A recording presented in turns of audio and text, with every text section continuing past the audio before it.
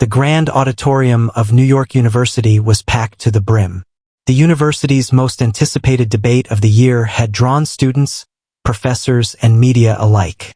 The topic: is traditional American conservatism still relevant in modern society? At the podium, Emily Carter, a well-known liberal student activist, adjusted her microphone. A junior majoring in political science, she had built a reputation for taking down conservative opponents with sharp rhetoric and impassioned arguments. She had debated senators, academics, and even conservative influencers. But tonight's opponent was different. Seated across from her was Barron Trump, the son of the sitting U.S. President, Donald J. Trump. Unlike his father, Barron had largely avoided the political spotlight, preferring to focus on academics. But over the years, he had developed a sharp intellect, a calm demeanor, and a powerful presence that had begun to capture attention in conservative circles. When the NYU Debate Society invited him to participate, he had agreed without hesitation. The crowd murmured in anticipation. Journalists from major news outlets had taken their seats. Some expected a humiliating defeat for Barron. After all, Emily was a seasoned debater. Others hoped for a different outcome. Professor Jonathan Reynolds, the moderator, cleared his throat and spoke into the microphone. Ladies and gentlemen, welcome to tonight's debate. Our two debaters will present their arguments, followed by rebuttals and a Q&A session.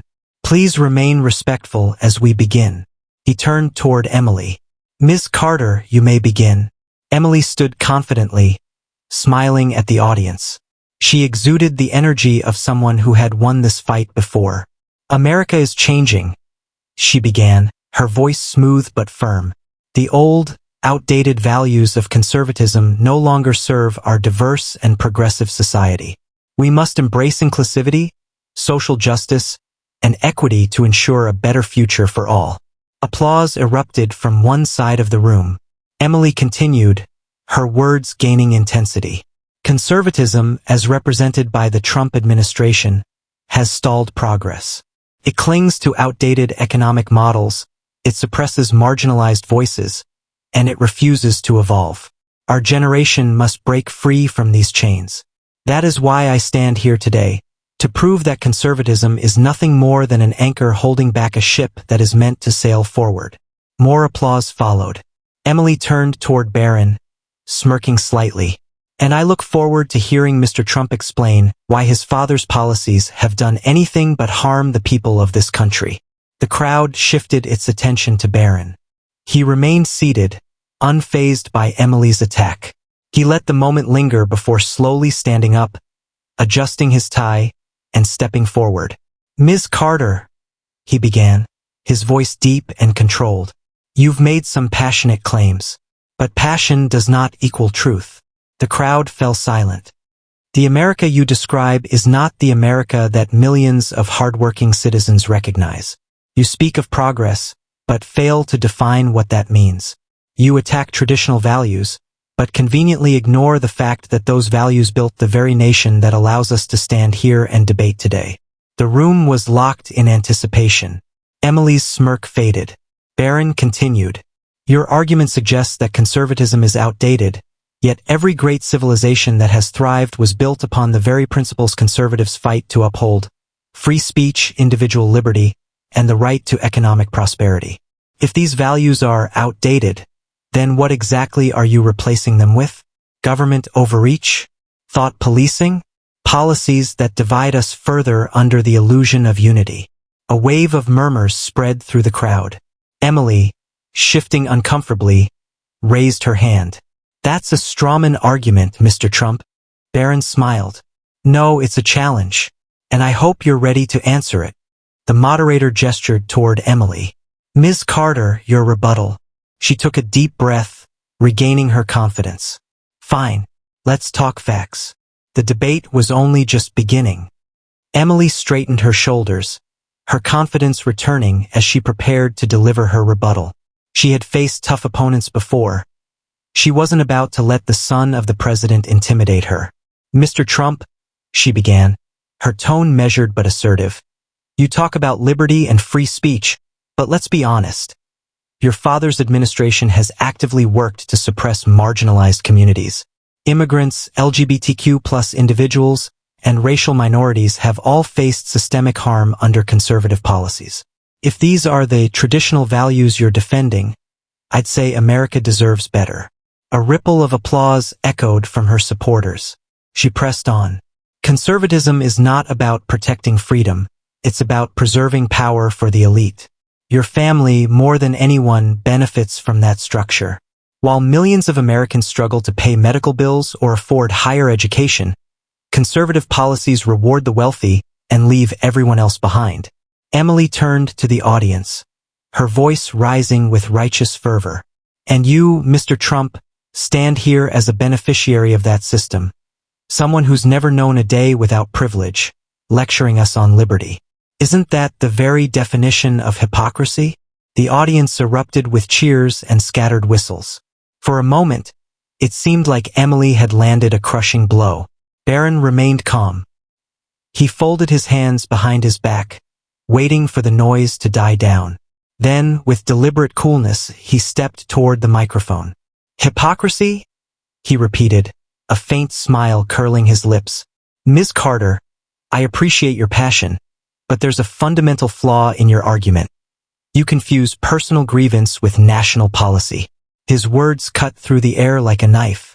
You accuse conservatives of preserving power for the elite, yet you ignore how liberal institutions, like this very university, enforce ideological conformity under the guise of inclusivity. I wonder, Ms. Carter, how many conservative voices are invited to speak here? How many students feel comfortable challenging your worldview without facing social backlash or even academic penalties? The audience shifted uneasily. Even those who had cheered for Emily moments earlier seemed to ponder his words. You speak of oppression, Barron continued, but who really holds cultural power in America today? Hollywood, the media, academia, all aligned with your ideology. Yet here I am, standing as one of the few to challenge the liberal consensus. If conservatives were as dominant as you claim, would this debate even be necessary? A murmur of agreement rippled through a section of the crowd. Barron's composure and intellectual precision were beginning to turn the tide. Emily leaned forward, her frustration barely concealed. It's easy for you to talk about fairness when you've never had to fight for basic human rights. You don't know what it's like to be a woman, or a person of color, or someone struggling under the weight of systemic inequality. Barron tilted his head slightly. And yet, he said quietly, you speak for those people as if their experiences are monolithic, as if being a woman or a minority automatically means agreeing with your political stance. Isn't that reductive? A hush fell over the room. True diversity, he added, is not just skin deep, it's the diversity of thought. And if you're unwilling to respect opposing viewpoints, how inclusive is your vision for the future? Really, the precision of his words hung heavy in the air. Emily, visibly irritated, opened her mouth to respond, but Barron wasn't finished. Moreover, he continued, you claim conservatives harm the working class, but let's talk numbers. Under conservative economic policies, tax cuts, deregulation, and energy independence, unemployment rates reached historic lows before the pandemic. Wages grew, especially for blue-collar workers. How do you reconcile those facts with your narrative of oppression? Emily blinked, caught off guard by the statistical counterpoint. I'm not denying inequality exists, Barron said, his voice softening slightly. But I reject the idea that bigger government and centralized control are the solutions. History tells us otherwise. The freer the market, the freer the people. A significant portion of the audience applauded. For the first time that evening, the balance of the debate seemed to be tilting in Barron's favor. Emily shook her head, trying to regain control. That's a convenient oversimplification. You're ignoring systemic issues like racial bias and gender discrimination. Economic growth means nothing if it's not equitable. Barron leaned against the podium, his tone casual yet firm. Ms. Carter, you keep using the word equity. But equity, as you define it, demands equal outcomes, not equal opportunity. That distinction matters because forced equality inevitably undermines freedom. Do you really want a society where government dictates who succeeds and who doesn't? A smattering of applause grew louder, emboldened by his confidence. The moderator, sensing the rising intensity, cleared his throat. We'll now move to audience questions. As the debate shifted gears, one thing was clear. What had started as a presumed victory for Emily was quickly becoming a battle she hadn't anticipated. I'm glad you raised that point, Barron began, his expression serious. Women's rights are essential to a free society. But let's be clear, disagreement on a specific policy does not equate to oppression. He glanced briefly toward Emily. You frame the issue as though conservatives are against women when, in reality, many women, millions, in fact, oppose abortion on moral and ethical grounds. Are their voices less valid simply because they don't align with your ideology? The woman shifted uneasily but held her ground. It's about bodily autonomy, something your side constantly undermines. Barron nodded thoughtfully. Bodily autonomy is important, but policy debates are complex. Where one person sees autonomy, another sees the protection of innocent life. Pretending there's no moral conflict oversimplifies a deeply human issue. He leaned forward slightly, his voice softening just enough to draw the audience in. The heart of conservatism isn't about controlling people. It's about preserving the dignity of life while protecting individual freedoms. We can disagree, but let's not reduce complex moral questions to slogans. A portion of the audience clapped, louder than before. The tides were clearly shifting. Emily, sensing her control slipping, took the microphone. That's easy for you to say. You'll never face the consequences of being denied healthcare access. You're the picture of privilege standing there, lecturing us on morality. The room buzzed with tension, but Barron didn't flinch. In fact, he smiled.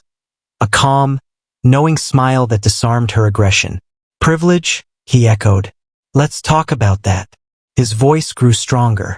I won't deny I've been afforded opportunities. But privilege is not a moral failing. It's a responsibility. And I choose to use that responsibility to defend the principles that uplift all Americans. Freedom, opportunity, and accountability. He let the words hang for a beat before delivering his next strike. But what I find most curious, Ms. Carter, is how people who speak of privilege often ignore their own. You stand here, backed by a university that promotes your ideology. You're applauded by media outlets that echo your views. Meanwhile, students who dare to think differently are ridiculed, silenced, and ostracized. Who exactly holds the real power? The audience erupted with cheers, louder than any applause Emily had received thus far. For the first time all evening, she faltered. The moderator, sensing the momentum shift, called for the next question. But even as the microphone passed to another student, one thing was clear. Barron Trump wasn't just holding his ground. He was winning.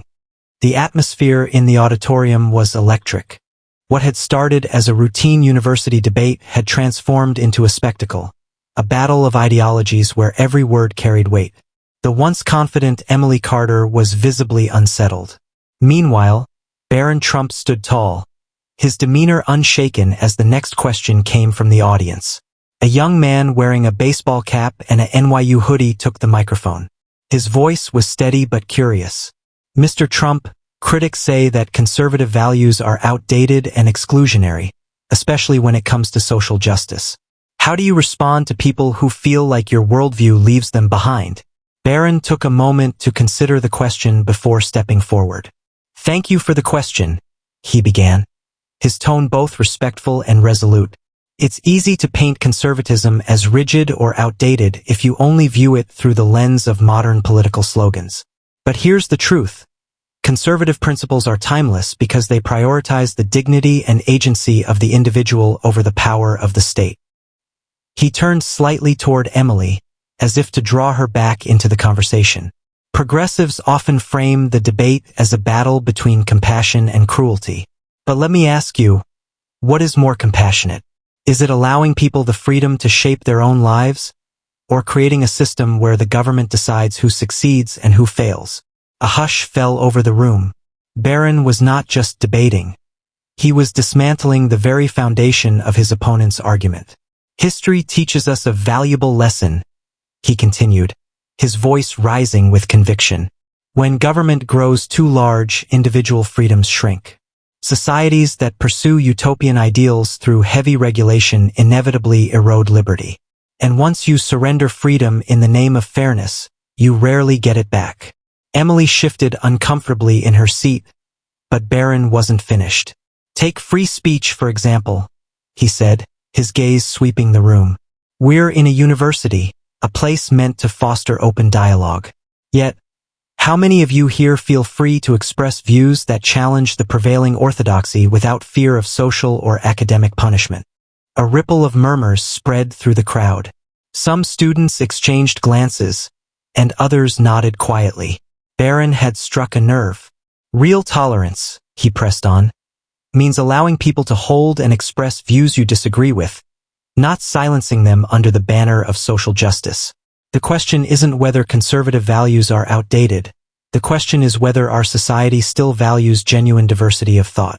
The applause came swiftly, and it was louder than before. Barron's argument was no longer just a defense of conservatism.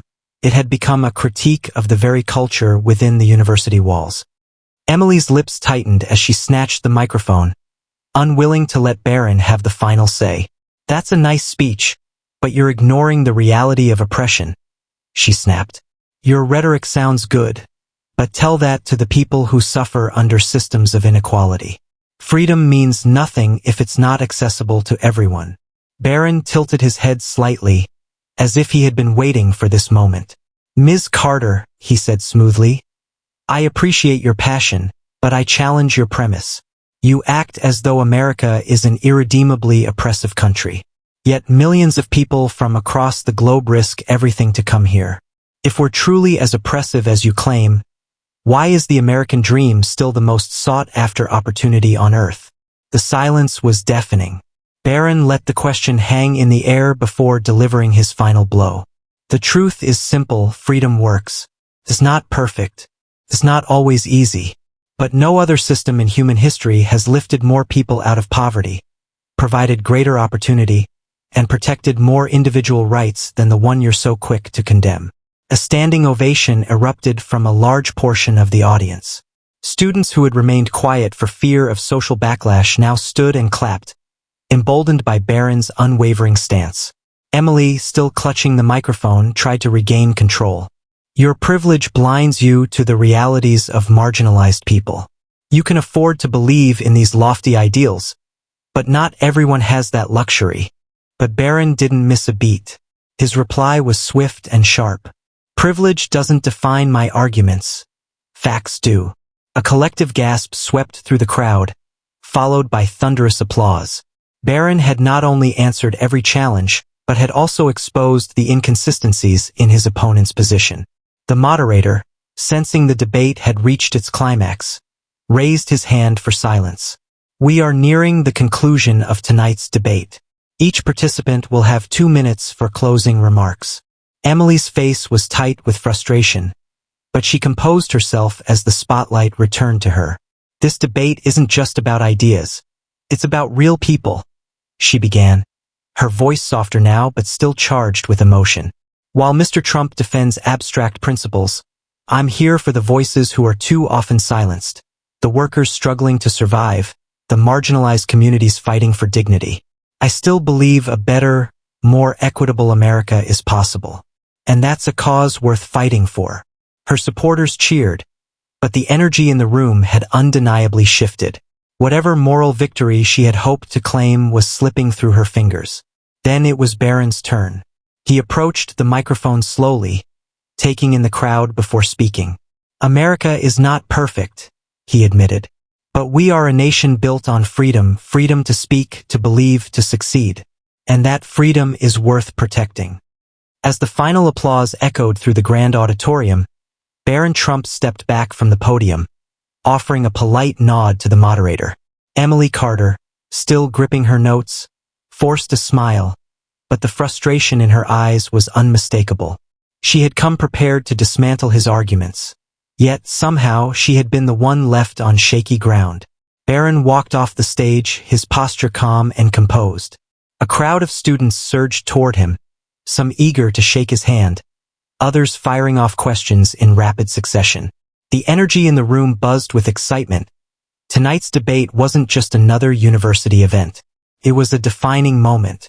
Emily, meanwhile, lingered behind. Her closest supporters gathered around her, murmuring words of comfort. Yet, as the sound of Barron's name being cheered grew louder, even they couldn't deny the truth.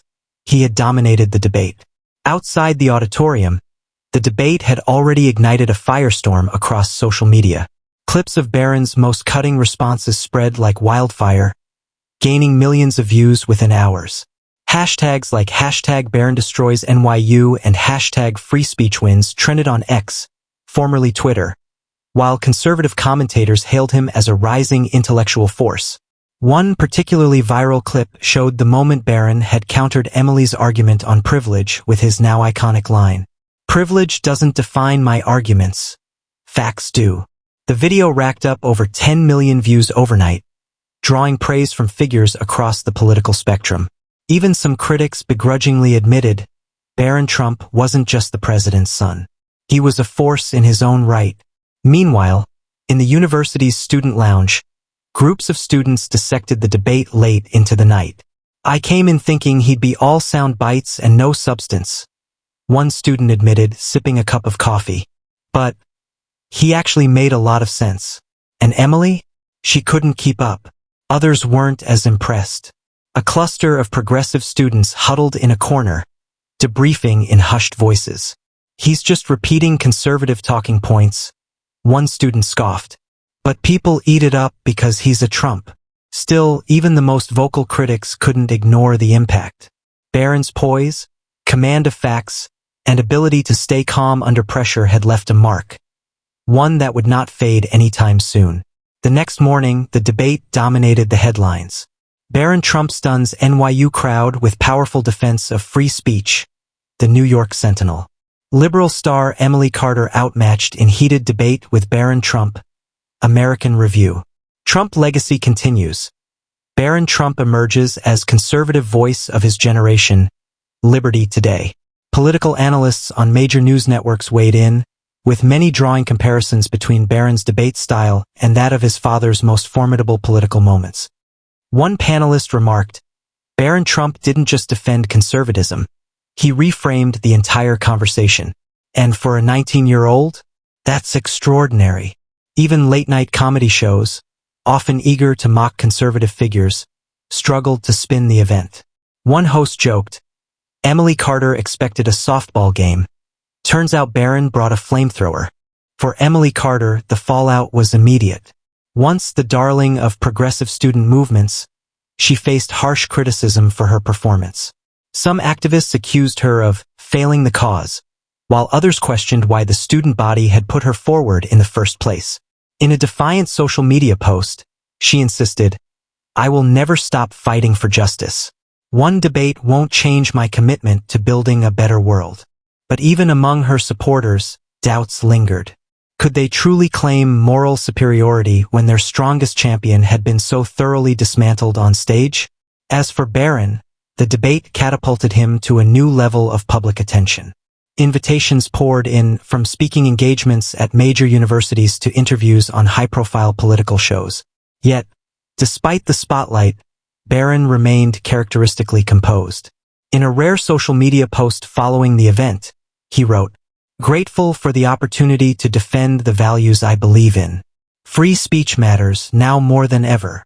His words, simple yet powerful, resonated far beyond the NYU auditorium. To his supporters, he was more than just the president's son. He was a new kind of leader, one unafraid to stand for truth in an age of noise. Weeks later, students still spoke of the debate as a defining moment on campus. For some, it was a wake-up call, a reminder that free speech and open debate were vital to academic life. For others, it was a warning that the battle for ideological dominance was far from over. And for Barron Trump, it was just the beginning. As he walked across the NYU campus, head held high, he knew one thing for certain: he wasn't done speaking. And the world wasn't done listening.